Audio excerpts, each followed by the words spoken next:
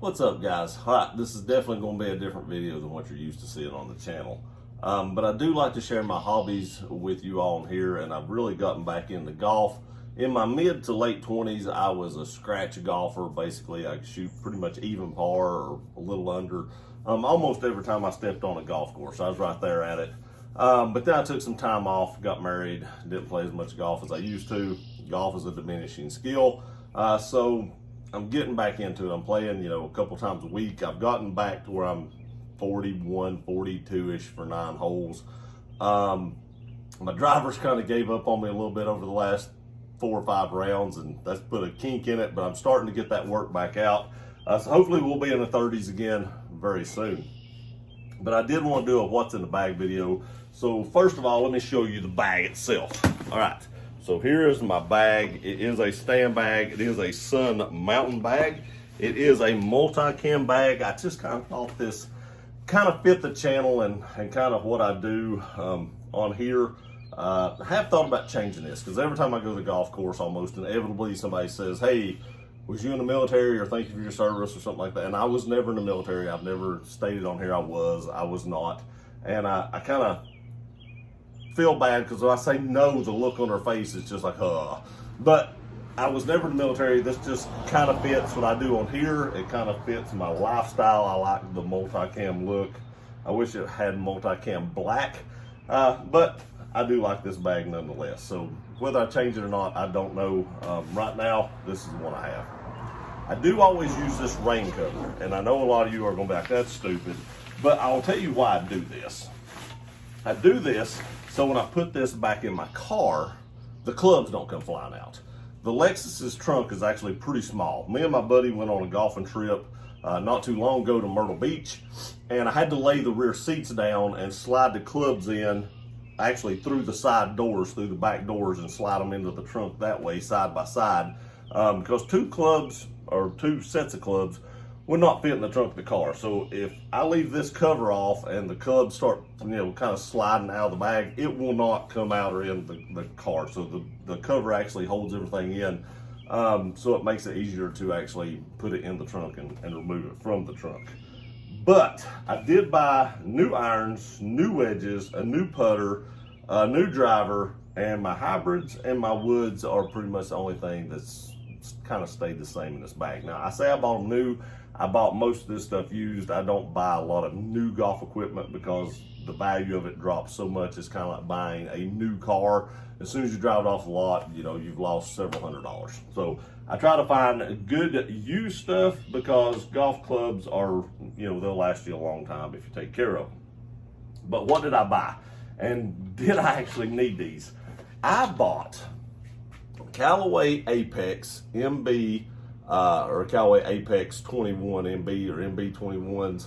I guess they're Apex MB 21s. It doesn't say 21 on it, but that's what it is. They are a forged club, and they do have Project X 6.0 rifle shafts.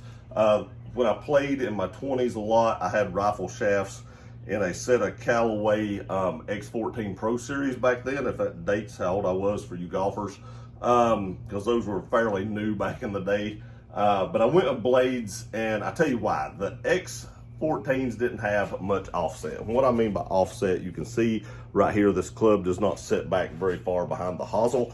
And a lot of helper irons actually do have that. And I have a set of G25 pings in there, and they're kind of offset. And when I actually address the ball, that looks weird to me because I'm not used to that. So I tried these blades. Now, a lot of people tell you blades are hard to hit. And, that may be true. But I hit these very straight, and very long. This 7-iron right here, I hit it anywhere from 65 to 175 to 80 yards, depending on how hard I swing it. And that's pretty long for a 7-iron. Most people hit their 7-iron 150, 160 yards. So I can hit this about 15 yards further than I can just a normal 7-iron. And pretty much every club in this bag is the exact same way as far as distance goes. Now, I will say this. my approach wedge I actually bought from Callaway, and it was brand new. So this was a brand new one from Callaway. It does have the Project X shaft. Now I do also use the the Super Stroke Cross Comfort grip. These are a little bit larger grip, and I actually can get a little bit better grip on the club. I will tell you this. I had 3 clubs that had like a lump right here. These have an inner piece to these grips, and sometimes it will wrinkle up and get a little hump right there. And I had to have 3 sets or 3 grips redone. Now they redone them for free, and as far as I know, Super Stroke did replace those grips to the golf store that I went to. But I did want to let y'all know that I did have to have 3 of these replaced. That's something to keep an eye out for if you actually buy these grips. Now, my wedges, we'll get into the woods here in a minute. I know y'all want to see that. We'll get into the woods here in a minute. I do use a 54-degree Vokey wedge with a D grind. I really like this D grind. It has 12 degrees of bounce.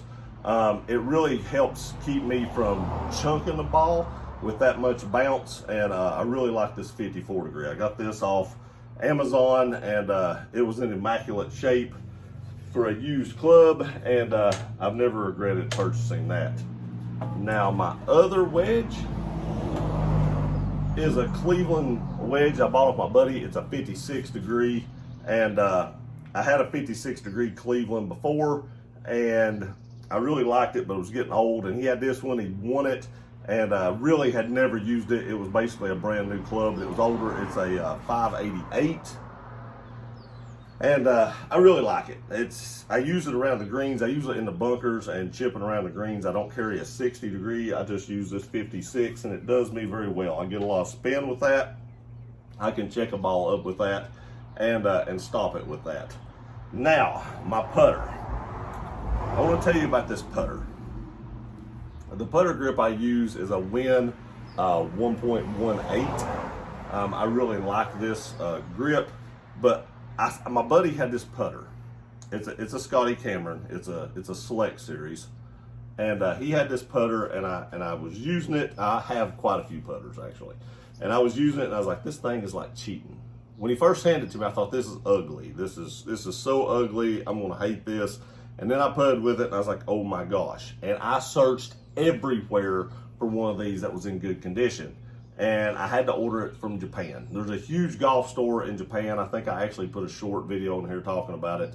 And they have like 400 stores or something, and they guarantee authenticity. And so I ordered it from them. It arrived like in a day and a half from Japan. It went through Tokyo and got to Tennessee in like a day and a half. It was stupid shipping, but you can see it still has the holographic sticker right here. But this is the Select Fastback, and you can see right here it is used. There is some paint missing on the bottom of it, and this over here is supposed to be red, but that wore off a lot of these. And one reason I couldn't find one of these in the state that I liked is these 3 red dots right here. They would be wore off a lot of them too. But why I thought I wouldn't like this is look at this big cross right here, this big alignment cross. When you hold that down, it actually helps you align horizontally and kind of vertically at the same time. So you really can align your ball real well. And it has really helped me in making some long putts. And like I said, I didn't think I would like this putter when he handed it to me, because that big red cross right there, I was like, oh, that's horrible. But sometimes looks isn't what it's all about. It's about performance, and this putter performs. It was not cheap. This is like 9 or 10 years old, and this putter well used, was still about $350. I did find one in really good shape. There's only like one minor nick on it, and a couple of little light scuffs that might be able to be buffed out, but I hate to take a chance on like making the whole top of the club shiny. So I leave that one little scuff right there on it, and it doesn't really bother me. But this club is truly amazing, and it's probably one of my favorite putters I've ever owned. I've owned numerous Scotty Cameron putters, but that one really, really performs with that X on it, or that cross on it. They do make a newer version, I believe, like 1 or 2 years newer than this one, that the cross was actually silver. I don't know if I'd like that better than the red, but that really does help in alignment. Now my hybrids, both my hybrids are G25. These are something that's not changed in the bag. I bought these either late last year maybe. So they're fairly new, and I actually found them and they look brand new.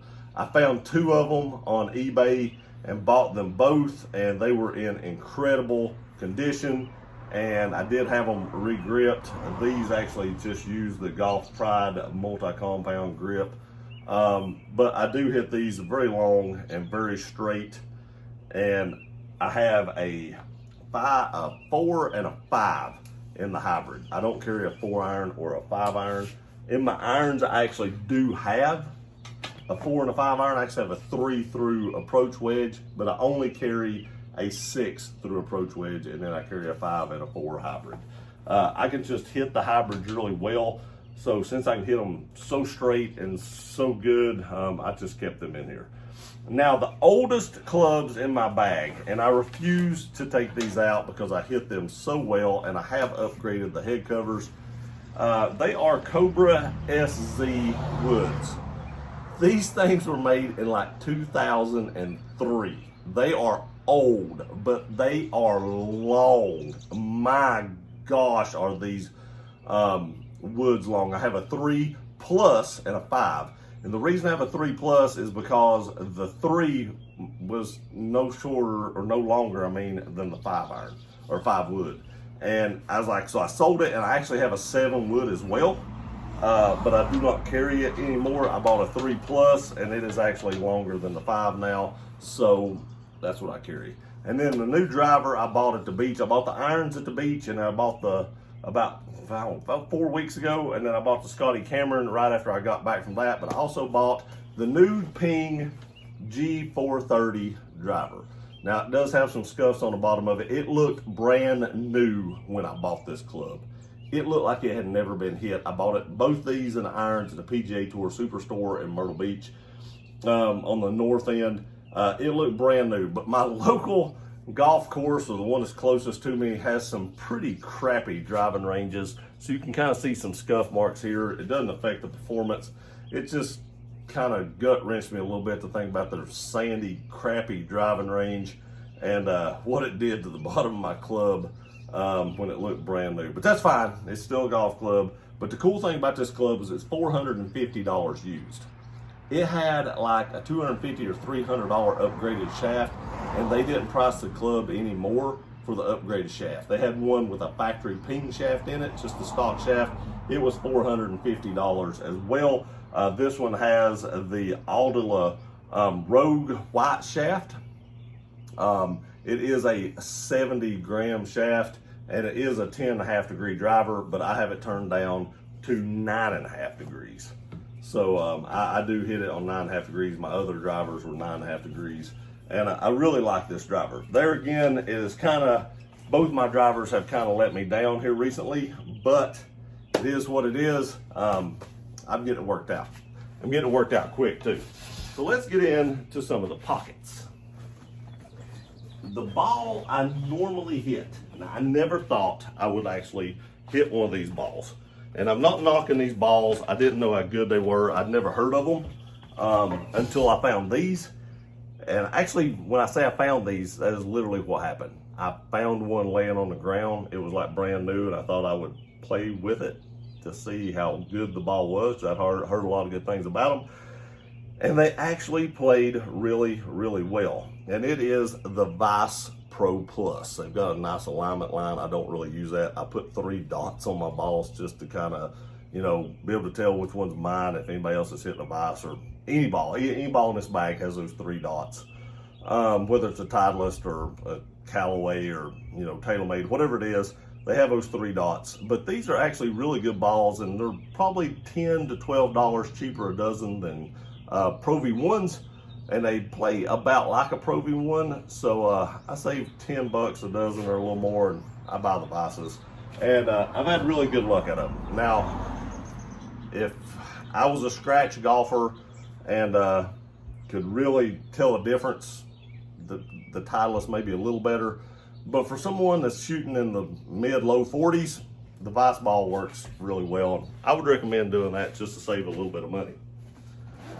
In this second pocket, I just have some old crap balls I just threw in here. I say old crap balls, most of them like old Pro V1s or something, or Velocities that I've just either found or just had laying around. And if I've got a real tight fairway or I'm not hitting the ball very well that day or something like that, I may pull up one of those out that I don't mind losing as much as I would one of my other newer balls, let's say that.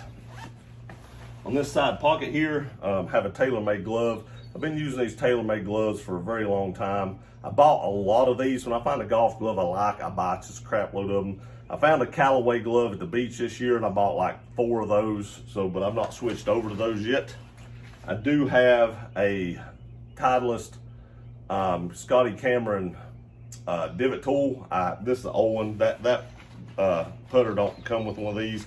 But I did have one of these left over from my old Scotty Camerons. I probably own 5 or 6 or more Scotty Cameron putters.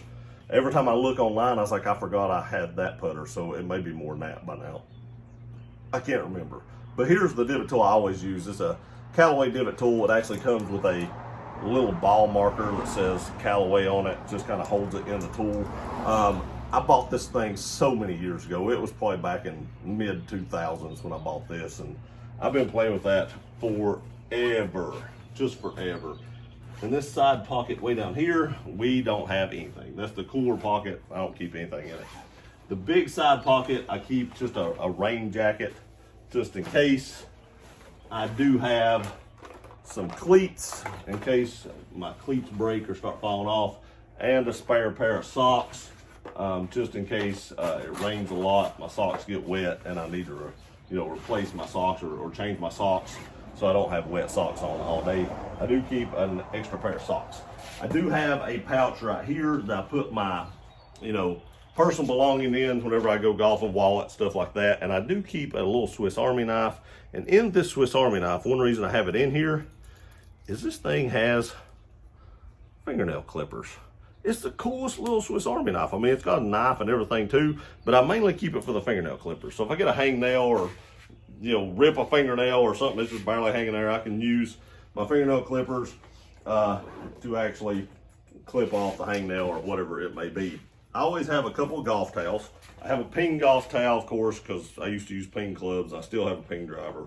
And then I have a Callaway golf towel because I have Callaway clubs. I have this flattened out beaver. I know it's really, really hard to see. Maybe I can get it off here. And I'll tell you the story behind this beaver. I was playing it years ago at one of my old golf courses we used to play at all the time. And I swear I think I seen a beaver jump in the water. I was like, good Lord, look at that beaver right there. It's huge. And everybody made fun of me because they said it wasn't a beaver, that it was some kind of wharf rat or something.